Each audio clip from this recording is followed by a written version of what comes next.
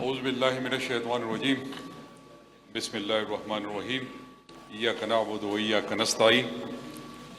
سب سے پہلے تو میں اپنے پرائم منسٹر صاحب کا بے حد مشکور ہوں کہ آج ان کے کاوشوں کی وجہ سے ہم سب یہاں پر اکٹھے ہوئے ہیں۔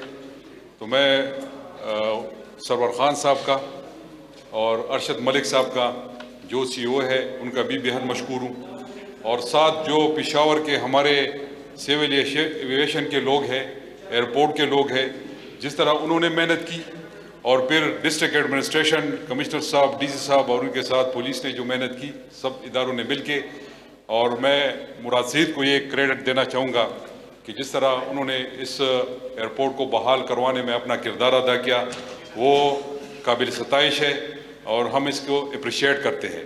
یہ سوات کا ثبوت ہے، مٹی سے اس کا تعلق ہے اور ان لوگوں کا ان پہ حق بھی ہے۔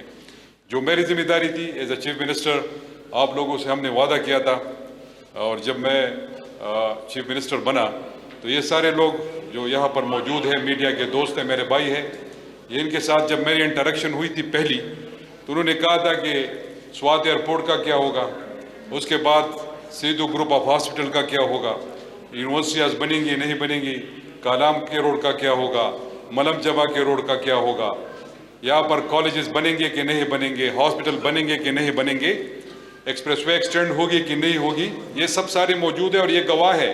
انہوں نے پہلی ملاقات میں مجھ سے یہ سوال کیے تھے اور میں نے جواب ان کو دیا تھا کہ انشاءاللہ جو ہی وقت گزرتا جائے گا، ایک طریقہ کار ہے، اس طریقے کے ذریعے انشاءاللہ ہم سارے جتنے بھی آپ کے ساتھ وعدے کیے گئے تھے الیکشن کے دوران، جو پرائم منسٹر صاحب آئے تھے انہوں نے کیے تھے، اور پھر مراد سعید نے کیے تھے، اور پھر میں نے کیے تھے، اور پھر جتنے بھی یہاں پر ہمارے منسٹرز حضرات، M N As, M P As موجود ہیں، ان کی طرف سے جو وعدے کیے گئے تھے، الحمدللہ ہم آن ٹریک ہے۔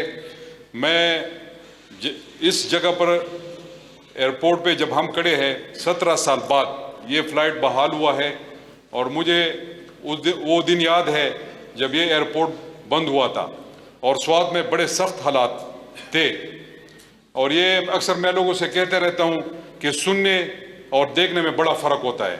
جب آپ ایک کہانی سنتے ہیں تو آپ ویسے محسوس نہیں کر پاتے، لیکن جو آپ اپنے آنکھوں سے دیکھتے ہیں اور جو آپ پہ گزر جاتی ہے تو میرے خیال میں اس میں بڑا فرق ہوتا ہے۔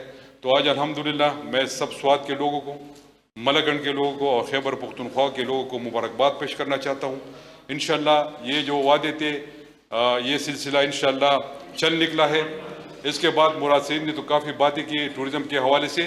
دیکھیں، ٹورزم کو سپورٹ کرنا اور پروموٹ کرنا یہ پرائم منسٹر صاحب کا پیشن ہے، اور اس کے بعد چونکہ پچھلے گورنمنٹ میں میں ٹورزم منسٹر رہا، ہم نے بھی بڑی مدد کی۔ شیرین زادہ یہاں پر موجود ہے، یہ بھی خود، سعید موجود ہے، سارے لوگ موجود ہیں، انہوں نے خود ٹورزم کو پروموٹ سپورٹ کرنے میں اپنا کردار ادا کیا۔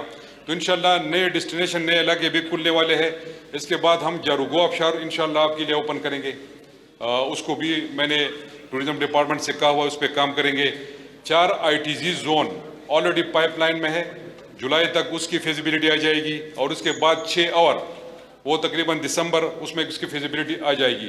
تو اس کو ہم پھر ایڈورٹائز کریں گے، یہ نہیں ہوگا کہ پراپر پلان کے ساتھ وہاں پر ہم ٹورزم کے لوگوں کو انوائٹ کریں گے۔ اور سوات کے لوگوں کے لیے ایک اور خوشخبری ہے کہ آسٹریا سے ایک بندہ آیا ہوا تھا، اور اس نے خواہش کا اظہار کیا تھا پورے ناردرن ایریاز میں وہ گھوم پھر کے اس نے سوات کو سلیکٹ کیا، اور وہ یہاں پر 4000 گھروں کا سکیم ویلیج بنانا چاہتا ہے۔ تو آپ سوچیں کہ اس سے کتنی انویسٹمنٹ آئے گی، بلینز آف بلینز آئے گی۔ انشاءاللہ وہ بھی اس پہ ہم کام کر رہے ہیں۔ ساتھ ہی ساتھ جو چیئر لیفٹ کا ہمارا ایک پروگرام ہے جو کالام، کمراٹ، مدغلش تک جائے گی، اس پہ بھی فیزیبلٹی جاری ہے، ورلڈ بینک کے تعاون کے ساتھ ہم فیزیبلٹی کروا رہے ہیں۔ انشاءاللہ یہ علاقہ ایک سرکل میں کنیکٹ ہو جائے گا۔ اگر کوئی بندہ کالام جانا چاہتا ہے اس کے بعد وہ کمراٹ جائے، مدغلش جائے، واپس آ سکتا ہے، ورنہ وہ چترال کی طرف نکل سکتا ہے۔ موٹر ویز کے حوالے سے جو بات کی گئی بیشام کی طرف، وہ بھی نکل سکتا ہے، اور پھر گلگت کی راستے دوبارہ وہ سیدھا اسلام آباد جدھر بھی جانا چاہتے ہیں وہ جا سکتا ہے۔ تو انشاءاللہ ٹورزم فوکس ہے، اور یہ جتنی بھی موٹر ویز ہے فیز 1 مکمل ہو چکا ہے، فیز 2 انشاءاللہ کوشش ہے کہ 2 مہینے بعد پرائم منسٹر صاحب کو لائے اور اس کے پراپر گراؤنڈ بریکنگ سرمنی کرے۔ اس کے ساتھ دیر کے لوگوں کے لیے خوشخبری ہے، وہ دیر ایکسپریس وے ہے جس پر مراد نے بات کی، وہ انشاءاللہ اس 31 مارچ تک اس کا فیزیبلٹی اور PC1 کمپلیٹ ہو جائے گا تو وہ بھی PPP موڈ پہ ہم ایڈورٹائز کر دیں گے. تو انشاءاللہ اس کے بعد پھر جو NHA کے پروجیکٹس ہے، ایک چکدرا ٹو چترال ہے اور پھر چترال ٹو شندور کا جو پروجیکٹ ہے یہ NHA کا ہے اور مراد سعید اس پہ کام کر رہے ہیں.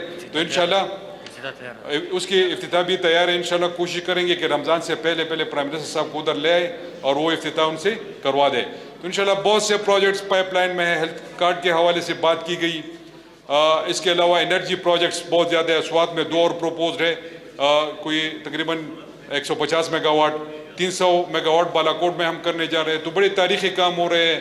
انڈسٹریل زونز میں ہم کام کر رہے ہیں.